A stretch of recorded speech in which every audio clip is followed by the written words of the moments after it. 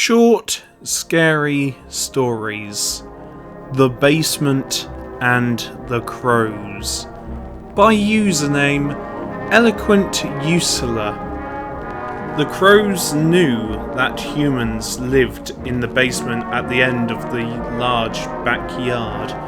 Sometimes a thin hand would reach out of the small window at ground level and leave scraps of food. Not very good food, but food all the same. Sometimes mice or cats would beat them to it. But other times, the crows would hop up and scavenge the leftovers. That was how the crows heard the crying and pleading. Nothing much could be heard from their usual nesting spot on the trees at the far end of the backyard. But once they were close to the small window, they could hear the voices of the humans. Always the same humans. They didn't go close and look inside. They were firm believers in minding their own business. But then, one time, they heard a terrible scream, followed by a loud, sharp, sudden sound. They flew away. No good could come from those noises. A few days later, there was some scattered food outside the window again. They swooped up close and couldn't help glancing inside the dark, inside of that basement through the ground window. There, they saw humans, shaped like women, at least two or maybe more. Then, an angry male human came into the yard and spotted the little group of crows by the window. He yelled at them, brandishing a shotgun. They flapped off, cawing loudly. Fortunately, the man didn't go closer, otherwise he might have spotted the food leftovers outside the window.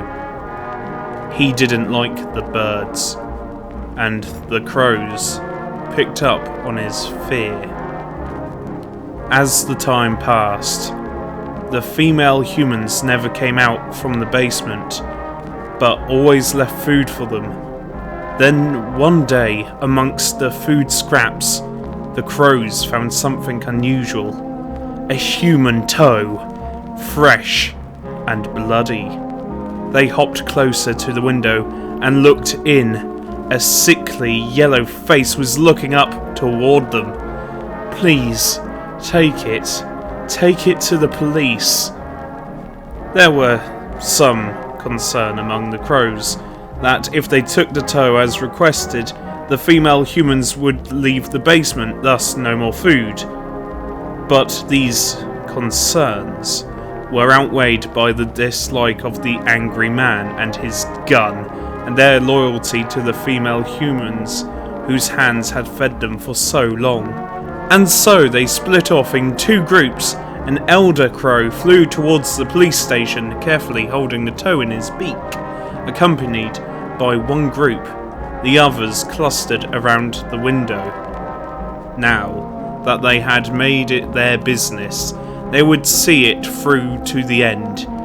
And when the man stormed into the yard with his shotgun, they flew straight at him. No shots were fired. The police cars drove up, following the crows to the backyard, at the same time as the man, screaming in agony, blood streaming down his eyeless face, stumbled into the street, trying to flee the murder of crows.